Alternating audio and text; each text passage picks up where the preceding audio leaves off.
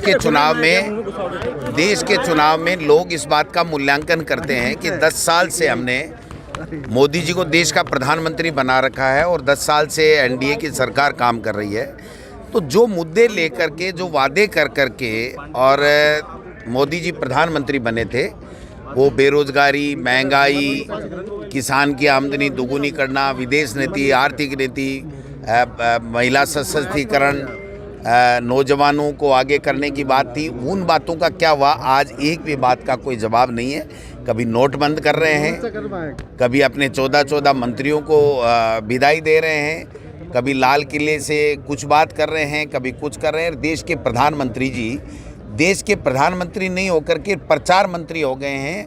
जहां भी जिस स्टेट में चुनाव होता है, अपने नाम से चुनाव लड़ते हैं, वोट लेते हैं, बड़े बड़े वादे करते हैं और उसके बाद में वो गायब हो जाते हैं और पर्ची से मुख्यमंत्री बना करके दिल्ली से शासन चलाने लग गए हैं। ये प्रजातंत्र के लिए बहुत खतरनाक बात है। और हमारी 5 साल में जो कांग्रेस की सरकार थी, उसने एक से बढ़ कर के एक अच्छी योजनाएं दी, एक से बढ़ कर के एक हर वर्ग के लिए काम किए, विकास के काम किए। कोरोना में बेहतर मैनेजमेंट किया, स्वास्थ्य के सेक्टर में अच्छा किया, शिक्षा के सेक्टर में अच्छा किया, सब चीज़ों में अच्छा किया। तो मैं समझता हूँ कि 2 महीने में ही कांग्रेस की सरकार की जो योजनाएं हैं वो लोगों को याद आने लग गई। और जब हम ये 9वां या 10वां लोकसभा क्षेत्र है हमारा, सब में जा रहे हैं तो सब में यही कह रहे हैं कि हमने कांग्रेस को हराया नहीं। ये पता नहीं क्या हो गया, किस तरीके से हो गया।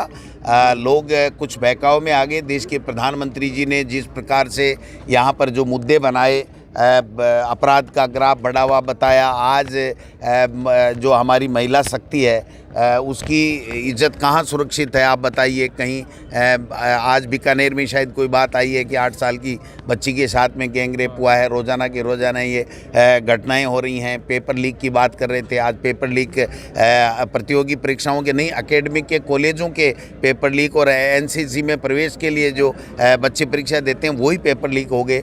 उत्तर प्रदेश में पेपर लीक हुआ है, राहुल गांधी जी ने बोला है, देश के लोग बोल रहे हैं। तो मैं समझता हूं कि जो मुद्दे इन्होंने बनाए थे, उन मुद्दों पे ये काम नहीं करके केवल भ्रामक प्रचार किया और ये यहाँ पर सरकार बना ले गए।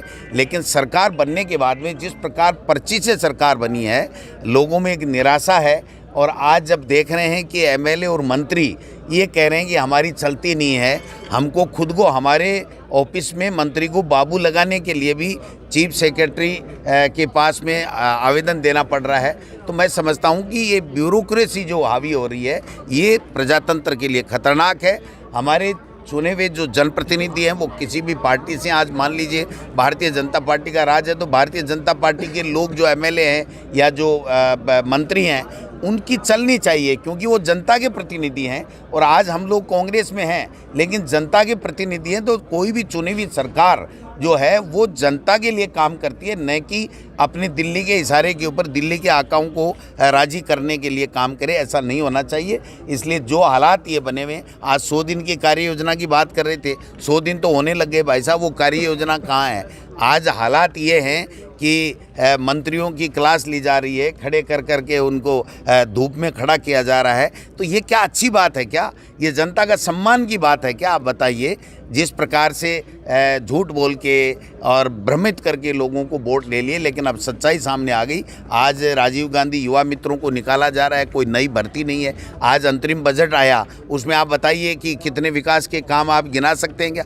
जो हमारे समय में, कांग्रेस की सरकार के समय में जो सैंक्शनें हो गई थी, जो बजट रिलीज हो गया था, जो वर्क ऑर्डर हो गया था, उनके काम रोके हुए हैं। आज कोई पंचायत काम नहीं कर सकती है, न कोई पीडब्ल्यूडी काम कर सकता है, न कोई नगर निगम या नगर पालिका, नगर परिषद काम कर सकता है, न कोई एमएलए अपने कोटे से पैसे दे सकता है, न कोई एमपी पैसा दे सकता है। ये क्या हो रहा है इस प्रदेश में? ये सब चीज़ें लोगों के संज्ञान में आ गई हैं और लोगों में आपने देखा किस प्रकार का उत्साह है। लोग कहे भाई जी अब कण कट को काट दें बीजेपी को। हाँ, कट को काट दी बीजेपी को, जनता राजस्थान के कट को काटेगी है भाई। 38 सीटें जीतेगी, 38 सीटें जीतेगी क्या एनडीए की गवर्नमेंट दिल्ली में कौन बना। लेकिन सर एक मिनट, किरोड़ी लाल मीणा ने कहा कि 25 छोड़ के 200 की लोकसभा सीट। किरोड़ी लाल जी मीणा जी को तो नींद आती है विधानसभा में। उनको पूछो कि आपको क्या वादा किया था आपसे और आपके साथ में क्या किया।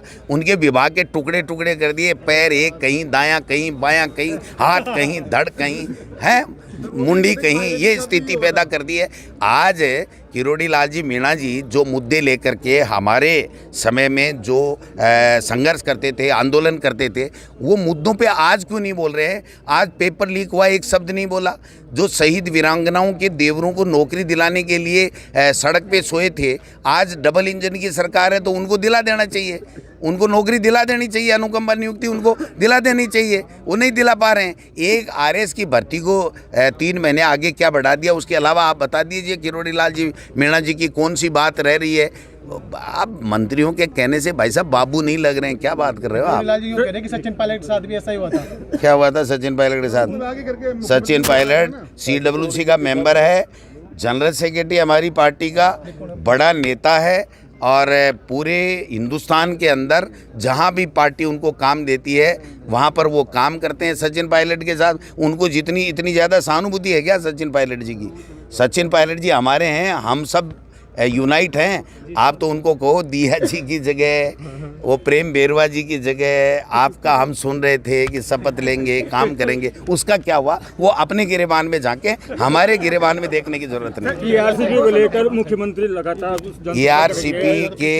ERCP के हिसाब से धोखा किया इन्होंने। जो पानी यहाँ पर इन 13 जिलों को मिलना चाहिए था वो पानी अभी समझौते से नहीं मिलेगा, क्योंकि 3 बांध मध्य प्रदेश ने बना लिए और उस 3 बांध के बाद में जितना पानी अब आ रहा है उसके आधार पर समझौता किया।